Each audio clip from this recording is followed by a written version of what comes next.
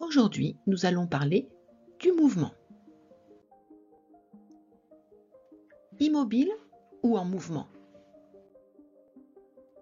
Voici un monsieur dans un ascenseur. Le monsieur dit « Je suis immobile ».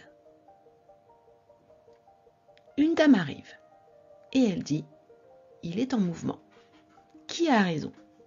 Le monsieur est-il immobile ou en mouvement?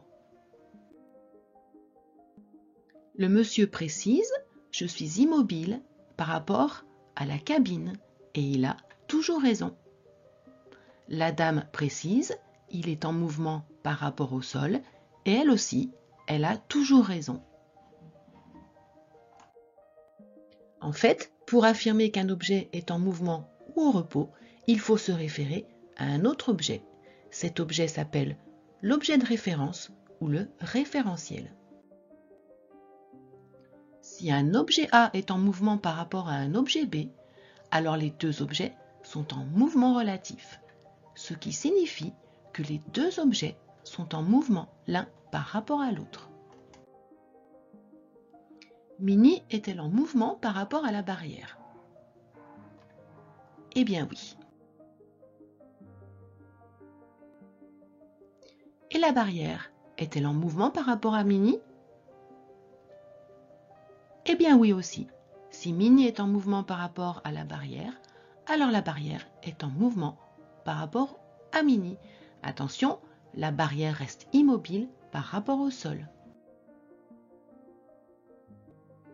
La trajectoire d'un point est l'ensemble des positions successives occupées par ce point au cours du temps.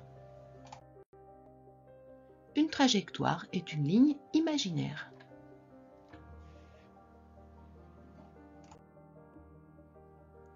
Si la trajectoire d'un point est une droite, alors le mouvement est rectiligne.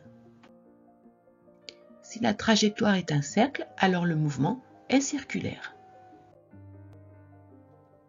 Par rapport au centre de la montre, chaque point de la trotteuse a un mouvement circulaire.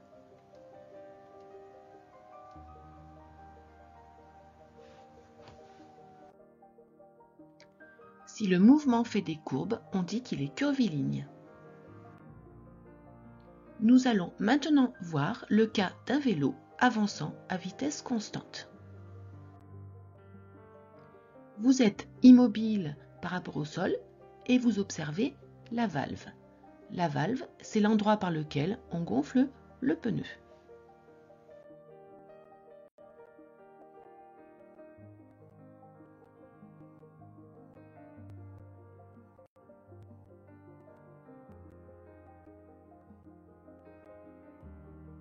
La trajectoire de la valve par rapport au sol est une cycloïde.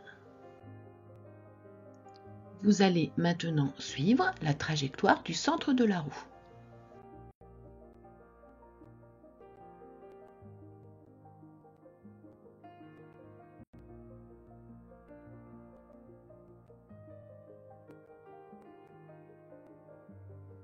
Par rapport au sol, la trajectoire du centre de la roue est une droite. Nous allons maintenant voir le cas où l'observateur se déplace à la même vitesse que le cycliste. Voici l'observateur qui va avancer en même temps que la bicyclette.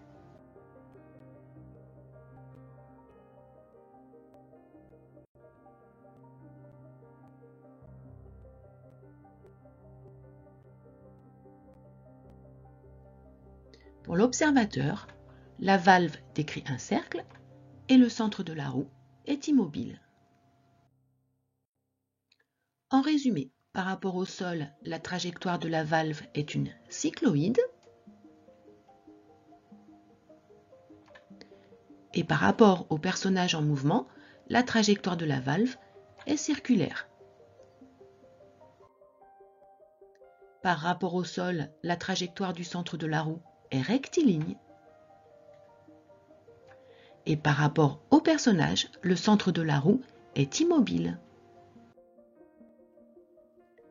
On en conclut que la trajectoire dépend du référentiel.